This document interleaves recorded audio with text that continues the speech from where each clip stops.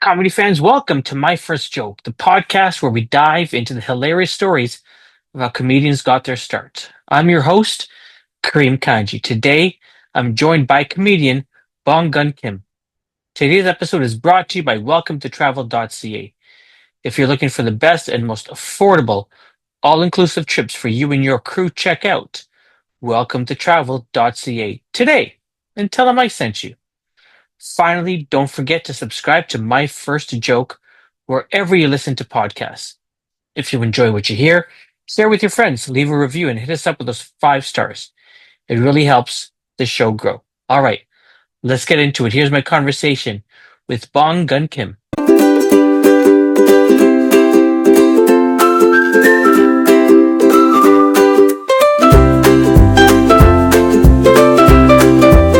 Which room are you in at I'm in the IKEA? I'm in the keys room. You're in one of the kids' rooms. Yeah, I'm sitting So on the sitting on the you're gonna chair. have you're gonna have a family that's walking by and I know I'm seeing them literally walking by, and then they cannot even come into this room they'll see because they're kimchi like out daddy and there, like that. there you go. Look. But That this is is funny. hilarious. I know. Okay, let's do something really quick. Let's see how fast you are. Sure, yeah. All right. Like this is like your videos that you do. Okay, so you're in an IKEA kid's bedroom. Right. Here's my question to you. Sir, what is your dream? I didn't expect that coming. Um, to give a sweet love to my lady, so I can pop out a baby in a new house. And then I can go everywhere because now baby will get her attention.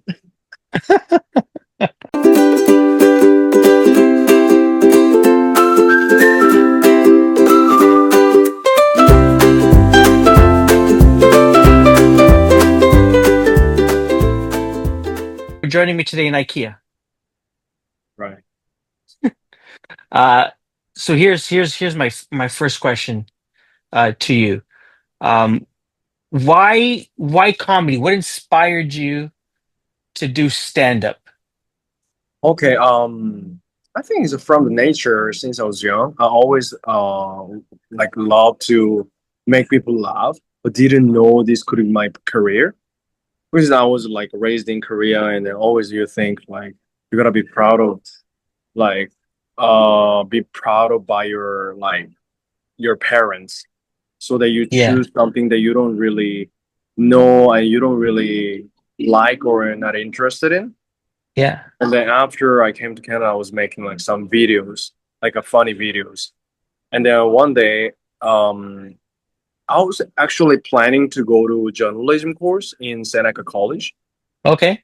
And then they canceled the way that I can get into the college. And I was making funny videos, so I was like, why not? I'm just gonna go like a funny academy. So I typed it on Google, and Humber Comet came up. And apparently they are taking audition. So this audition is like sketch, stand up, and then some like writing.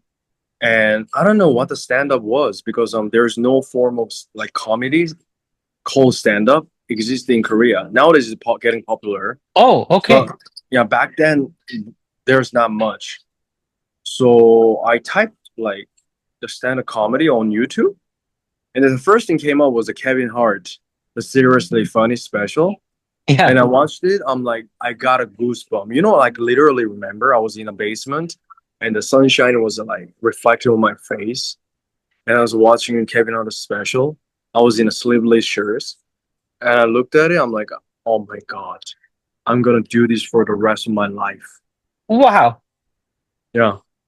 Just like that. So did you end up going to Humber? Yeah, I ended up going to Humber, and then I did my first open mic there. I wasn't even speaking English very well, but I was like, fuck it, just let's do it, you know? Yeah.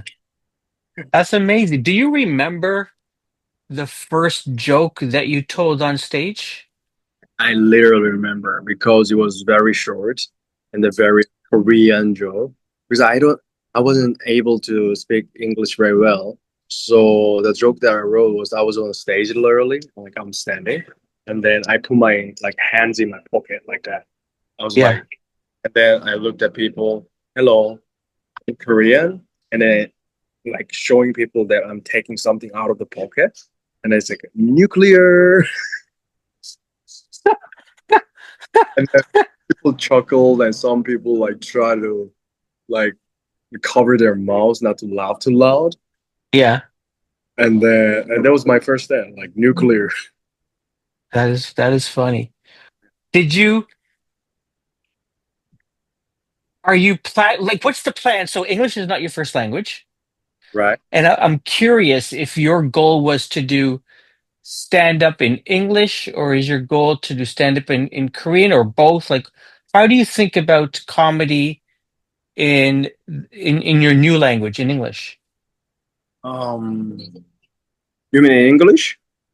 Yeah, like comedy in English versus comedy in Yes. Korean. When you're like speaking different languages, I don't know many people feel that in the way, but I found even from my friend that when you speak different languages, your personality changes because the Okay. language itself is from a certain cultures, and then when you speak in a certain way, you act different, and your attitude changes, and how you treat your elderlies or like some like your boss is getting changed a lot. You know. Yeah. So when Yeah.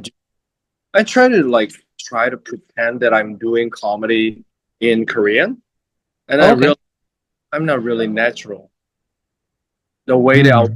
the way or the things that I want to express from my stand-up comedy wasn't that natural.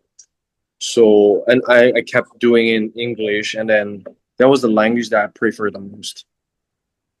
For comedy specifically. Yeah, comedy specifically. Yeah, That's really interesting. Um, it so has a when more you, freedom in you. Like yeah, you get more freedom in your mind. interesting. I never thought of that. Have other comedians, I don't know if you've spoken to other comedians about that, where English is not their first language. Do they feel the same way? Do you know? Yeah, and my buddy who's touring together with me, the Kansei Yasuda, Yeah. the concept felt the same way. Like it gets really different. It's you speak English, you get more confidence in some way. I mean, like in general, like now I've been doing comedy for a while. Like also, I'm getting old, so all these like different factors came together that Yeah. shapes your like human life in a certain way. So I'm confident in any way, but when I express certain stuff, like because the language itself in Korean, you speak in formal way. You don't have to on a stage, but Interesting. yeah, there's certain people around. Like you don't really say it in a really free way much. When after you did your first performance, your open mic at Humber, did you still have that same feeling as when you watched the Kevin Hart special? Not really, because I feel like I'm making my career like happening, and I'm moving forward. Okay. I'm still like back then is more like illusion. Mm. Like we tend to say you see the illusion and then you do stand up for 3 4 years. Those illusions start fading away, and then you see the reality and then how Okay. you gotta really do this business so that you can make your career happen. Before it's like, oh, you get funny and your writing's good, everything happen. No, it's all about your like how you're treating people in an industry and how you really communicate with people. It's helping each other in the community at the same time. Your Yeah. writing matters. Also, like you gotta see the reality really clear. Yeah, because Okay. we approached comedy like in the first place as audience. Yeah. So you have a lot of illusion, like stardom, Oh, okay. I see what you're saying. yeah, just being funny. But behind the scene, there's way more work like put into that. Yeah. Yeah, you gotta meet a lot of people. You share the ideas, in business and writing and everything, and then you work Hmm. together, always be open-minded. To be open-minded, you got to get out there and then keep talking to people, because only yourself writing in the room make yourself as what can I say, hikikomori in Japanese, what do you call it, a secluded person. Okay. Yeah, you're stuck in your home, like you write some jokes and you go on a stage, you're being funny, and then you think that you're just the best, and then you're nothing matters. Not really. All this work is done by so many people. Like those Interesting. stardom that made on an industry, like on the TV and everything, is made by so many people to make this person as a top of the world. Yeah.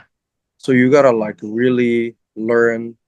Three people go always learning from each other, helping each other, being open minded, be happy for other people's win, Yeah. but Interesting.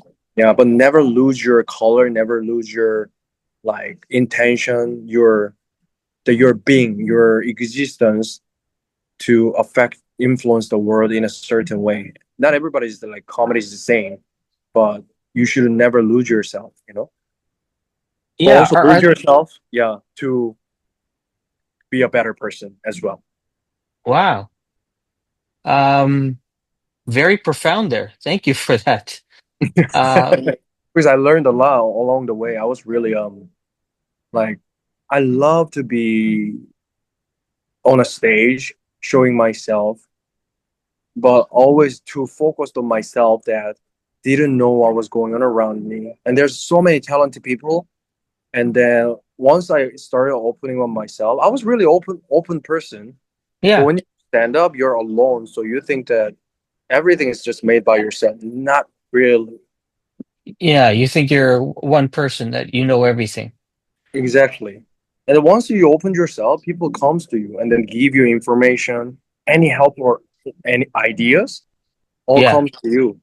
That's really like beneficial and precious, because like you cannot know all the information or all the opportunities, but certain people is like going into a certain way, and then the way that they build their career is always different from what you're doing. Yeah. So they get the information opportunities. How the people that they meet is also different from how I meet other people. So all this That's information comes to you when you're like open yourself, be friendly, kind. It's not like intentionally do that. Just be the like kind person, like treat other people good. You feel happy, and the positive yeah. energy starts spreading, and people know they like feel that feeling, and they want to give it to you something because you already gave them happiness. That's really interesting. Thank you for that. That's a really good tip.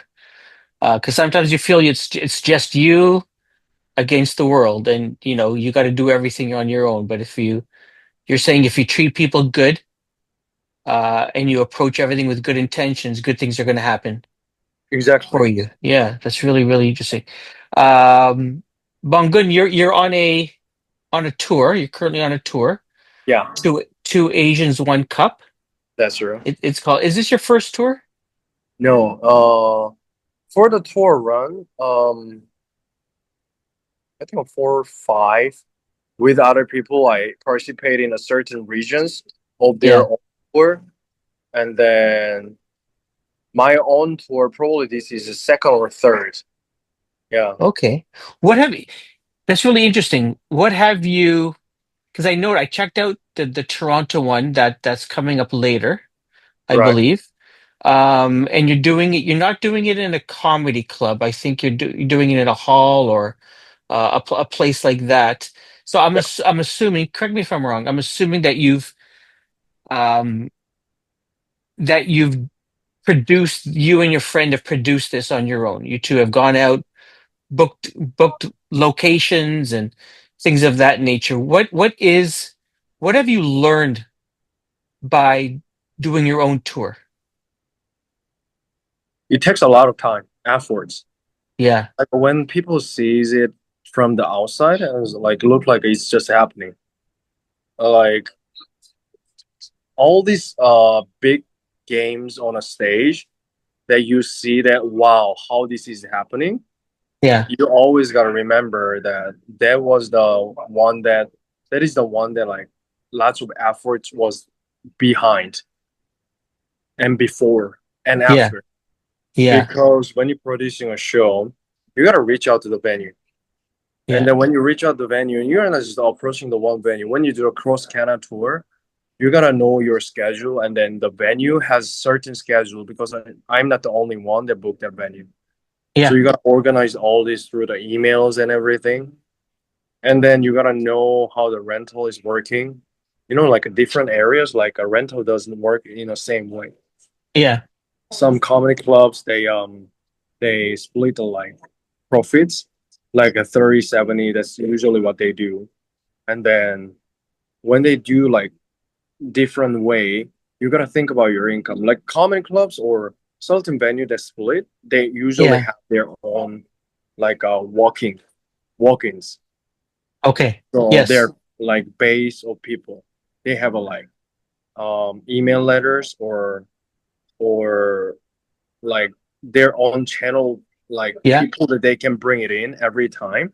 So that's why they take them much of money and then they're also providing the venue and then it's all set up for stand-up comedy. So that gets easier. And then if Interesting. you're not really popular, famous, when you produce a show, it would be a good fit with a comedy club.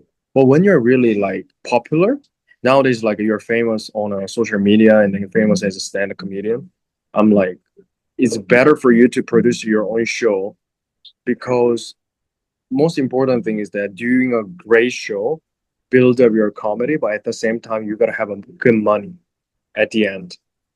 Like a good income gives you more confidence that make you run another tour. Yeah. Also you feel more achieved after all this work and sets. So you're learning a lot. Marketing is not easy. Like most easiest way you can do your like comedy tour is that being famous on a certain platform. That's what I found. Yeah. Being famous on a social media as a content creator is also gives you lots of like different opportunities to earn money. Like some ad companies reach out to you or ask you to make like videos and then you get paid good.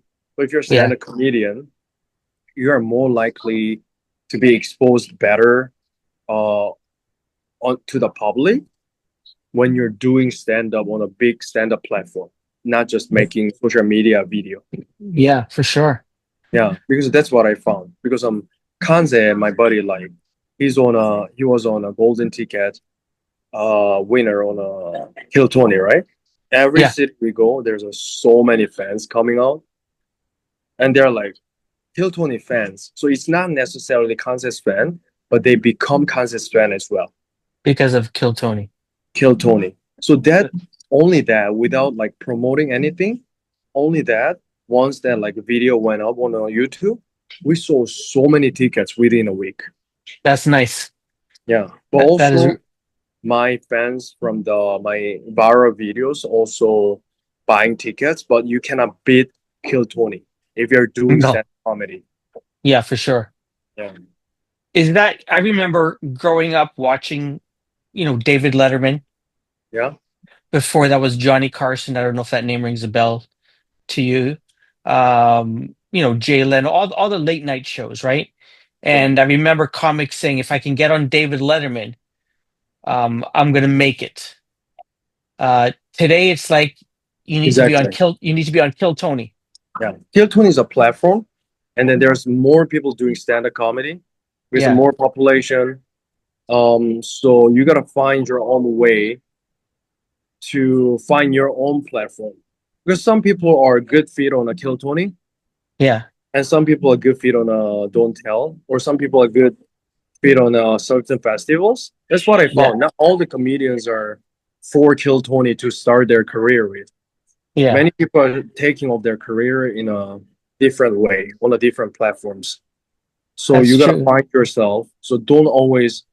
This is what I tell people: don't compare yourself with others, but learn from what other people do and how you can apply that strategy to yourself so that you can find your own way. Because your color, your life, and your pattern, your routine, route is all different. You're all different life. Don't think that all works in the same way. It's not the same thing. Yeah. That's really, really So interesting. yeah. So on a tour, most important thing planning, make a concept of your your tour Yep. from what who you are. We are Asians, so two Asians. One cup is funny. We are both only two people on a tour. I just top of my head, I made a name. And then we just like, okay, this is a really great name. Let's go. And then we just need to promote it in a way that what we are famous for. He's famous on the Kill Tony. I'm famous on social media. Yeah. Then buying like also expense wise, you gotta buy all your flight tickets and all these like accommodation arrangements, how you can minimize the expense but also like maximize your income, selling merches that add up more incomes to you. Yeah. It's a All this business. stuff. Yeah, all this stuff you learn as you go, but you gotta do it to learn and figure out and get better by doing the first one and second one and third one. Eventually, you get famous, you have money, you're gonna have a manager, you have a team, you have a production company. It's getting bigger and bigger. But by doing that, you realize you need people around you, not only Yeah. your. Yeah. You always need people, whether you're small or big. Exactly. You're gonna need people. Bong Gung, I'm not gonna take up too much of your time. I know people want to see the children's room that you're currently sitting in I know at there like this Chinese lady came in too, and then like started knocking on the table and see that right. And like, oh shit, I'm so sorry, but gotta take out the. How has your I want to ask you this about your style or your voice, and has your style evolved, and was it easy for you to find your comedic voice? Um, it wasn't. I was confused, but it was there. It's more like Hmm. confusion in me that I try to learn from so many different people, and I realized the skills that I can learn, and then the intention of their jokes that I can learn, what they're really Yeah. trying, what they, why they want to tell this joke, and then from that I start thinking, and I found, oh, I have a style, I have a kind of things that I want to tell. Yeah. So easily put it this way, I love Kevin Hart. Yeah. So four comedian I can choose: Kevin Hart, Joe Coy, and Okay. Louis C.K. and Rick Gervais. Okay. And I'm in between. I love to talk about something that dark that people not easy to say in a public or they feel sensitive about. But the reason that why they feel sensitive about because they don't know what the solution is. They don't know why this is so uncomfortable. But just they let it slide, just keep it in their Yeah. mind, but never solve that problem. And I hate that.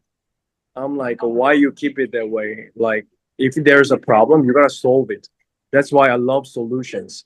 So I talk about like certain things, but I love making animated in my story and then find a solution at the end and at least find something that makes sense, something that more advanced from what we have initially. Otherwise, society never evolve, never move forward. You know? Yeah, for sure. Bongun, this has been a great chat. Oh my God, that was the end. Thank, That. Oh thank my you, God. thank you so much. You want to continue chatting? I don't. It's up to you. No, no, no. It was enough. I think I Listen, feel like your my wife is Instagram, waiting. your Instagram Yeah. is Bongun Kim 01. Yes. So if people want to check out links to your show, Two Asians, One Cup, they can go there. They want to see your videos, they can go there as well. Listen Hundred in. percent. Yeah, All Bongun Kim. Sorry, go ahead. so all the links are on my website as well, bongyunkim.com. That's Okay. all the dates and then all the information there. And you can go to like my Instagram link as well. From there, you can like a link to my website. So either way is Perfect. fine. Thanks for tuning into this episode, everyone. This has been my first joke. I hope you had as much fun listening as I had chatting with my guest, Bong Gun Kim.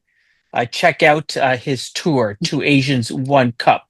Yeah. If you enjoyed the show, subscribe to My First Joke wherever you listen to podcasts so you never miss an episode. Share it with your friends. Take a moment to rate, review, give it 5 stars, and you can check us out online at myfirstjoke.ca. My name is Kareem Kanji. Thank you so much for joining me. Bong Gun Kim, thank you so much. All the best. Thank you, Curry. See you soon. Take care. Bye bye.